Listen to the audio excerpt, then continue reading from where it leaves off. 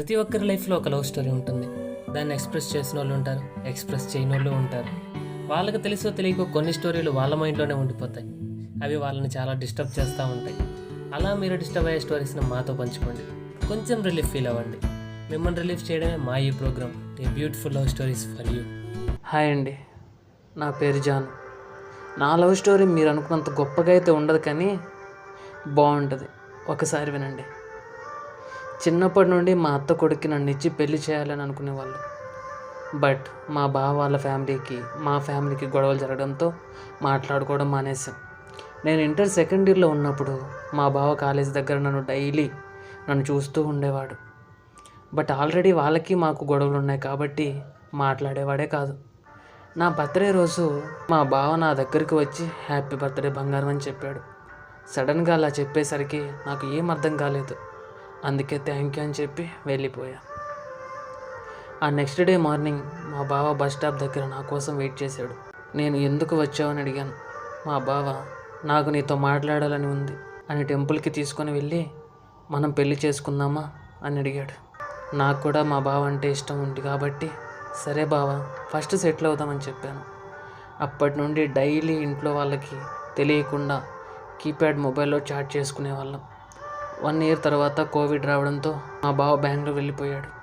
ఆ టైంలో మేమిద్దరం చాలా క్లోజ్ అయ్యాం. ఇంకా నేను బీటెక్లో జాయిన్ అవ్వడం కోసం హైదరాబాద్ రావడంతో మా నాన్న నాకు మొబైల్ కొనిపించాడు. బీటెక్లో జాయిన్ అయ్యాక నేను నా బెస్ట్ ఫ్రెండ్తో అన్నీ షేర్ చేసుకునేదాన్ని, కానీ అది తనకి నచ్చలేదు. దానివల్ల చాలా గొడవలు జరిగాయి.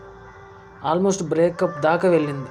అలా 2 ఇయర్స్ నా బీటెక్ కంప్లీట్ అయ్యాక మళ్ళీ మా బావ నాకు మెసేజ్ చేశాడు, please I can't leave you అని. ఇంకా తను నా కోసం రిస్క్ చేసి మా ఫ్యామిలీ అందరినీ ఒప్పించాడు. హైదరాబాద్లో తనకు మంచి జాబ్ రావడంతో మా ఇంట్లో కూడా ఒప్పుకున్నారు. ఇంకా నా బీటెక్ కంప్లీట్ అవ్వగానే మా మ్యారేజ్ అని అనుకున్నాం. కానీ కొన్ని మంత్స్ తర్వాత మా బావ వేరే అమ్మాయితో రిలేషన్లో ఉన్నాడు అని తెలిసింది. అదే విషయం అడుగుదామని ఒకరోజు మా బావని మీట్ అయ్యా. అప్పుడు తనకి ఒక కాల్ వచ్చింది. నేను ఎవరు కాల్లో అని అడిగాను. తను ఫ్రెండ్ అని అన్నాడు. నేను ఏం మాట్లాడకుండా ఒకసారి మొబైల్ ఇస్తావా అని అడిగితే ఇవ్వలేదు. తన మెయిల్ నా దగ్గర ఉండడం వల్ల నా మొబైల్లో ఇన్స్టా లాగిన్ అయి చూసా. ఒక్కరితో కాదు, 4 అమ్మాయిలతో చాలా బాగా చాట్ చేశాడు. అండ్ ఆ చాట్స్లో మా బాబాయ్ కూతురు కూడా ఉంది. గట్టిగా అడిగితే తెలిసింది వాళ్ళిద్దరు రిలేషన్లో ఉన్నారని. అదే మ్యాటర్ మా పేరెంట్స్తో డిస్కస్ చేసి మ్యారేజ్ క్యాన్సిల్ చేయించా.